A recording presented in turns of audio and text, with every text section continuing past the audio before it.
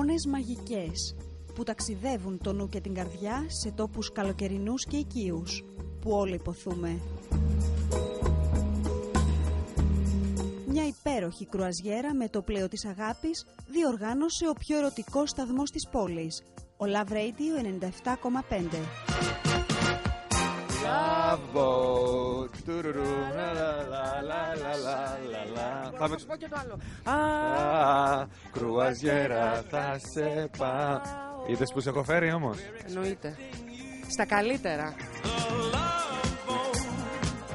Είμαστε στο πολυτελές κουραζιερόπλοιο Κρυστάλ της Λουίς Χελένη Κρούζες, στο Love Boat, στην κουραζιέρα της αγάπης με το Love Radio 97,5, μαζί με τους παραγωγούς του Love, σου και το Μαργαριτάκι δίπλα. Εννοείται. Και τους ακροατές του Love Radio. Μαζί με το Love Radio στο πλοίο μας και με τον Άλτερ εδώ, έτσι δώσατε μια άλλη ατμόσφαιρα, ένα άλλο κλίμα και φυσικά περιμένουμε πολλά από εσάς. Με προορισμό την Κωνσταντινούπολη και σταθμούς στο Κουσάνταση, την Πάτμο, την Μύκονο, τη Ρόδο, την Κρήτη και τη Σαντορίνη, οι συντελεστές και οι ακροατές του Love Radio έζησαν μια αξέχαστη εμπειρία. Είμαστε περίπου 300 νοματέοι. Είμαστε περίπου 2 ώρες πριν φτάσουμε στην Κωνσταντινούπολη. Αισθάνομαι πάρα πολύ dynasty. Είναι πάρα πολύ χλίδι το κουραζιερόπλοιο. Δηλαδή όνομα και πράγμα. Dynasty. Και πολύ Love Boat, Είμαστε μια χαρά, περνάμε τέλεια. Στα καζίνα πήγαμε, στα φαγιά πήγαμε, στη δισκοτέκου πήγαμε. Γιατί πάνω απ' όλα σε αυτή την κουραζιέρα υπερισχύει ο έρωτας. Γιατί είναι η κουραζιέρα του Love 97,5. Άνεση, πολυτέλεια και φιλοξενία εν πλώ είχαν την ευκαιρία να απολαύσουν όλοι όσοι ταξίδεψαν με το κρουαζιερόπλοιο Κρυστάλ. Είμαι περήφανος που είμαι και πλοίαρχος εδώ.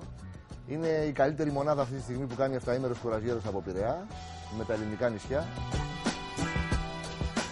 Το Κρυστάλ είναι, καταρχάς, εκτός από ότι είναι ένα πάρα πολύ ωραίο και μοντέρνο πλοίο, έχει μια πάρα πολύ καλή ατμόσφαιρα, έχουμε ένα πολύ καλό σέρβις, ένα προσωπικό πεπειραμένο το οποίο δουλεύει στο πλοίο μας τουλάχιστον τα 2 τελευταία χρόνια από τότε που έχουμε το Κρυστάλ. Και τα comments και τις παρατηρήσεις που έχουμε από τους επιβάτες μας είναι ίσως οι καλύτερες που μπορούσαμε να έχουμε. Καταρχάς, κάποιος πρέπει να ταξιδέψει με το Κρυστάλ, μάλλον κάποιος πρέπει να κάνει κουραζιέρα, γιατί αυτή τη στιγμή είναι ο φθηνότερος τρόπος διακοπών. Έτσι, στη σημερινή κατάσταση, μια κουραζιέρα 7 ημέρες στοιχίζει λιγότερο από ό,τι στοιχίζουν ένα Σαββατοκύριακο σε ένα νησί. Η καλή διάθεση και το κέφι περίσσευαν. Η Μαργαρίτα Δρούτσα ξεσήκωσε το κοινό με τις μουσικές της επιλογές και έκανε όλους να χορεύουν μέχρι το πρωί.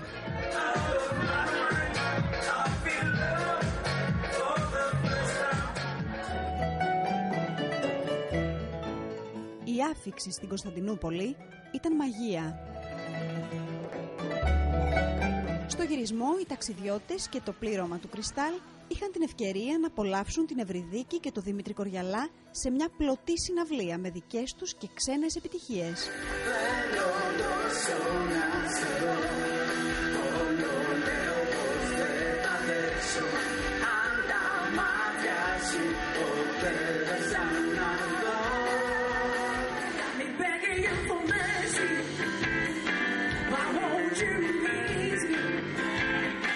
Και όλοι όσοι μοιράστηκαν την εμπειρία αυτού του υπέροχου ταξιδιού υποσχέθηκαν ότι θα την ξαναζήσουν πολύ σύντομα.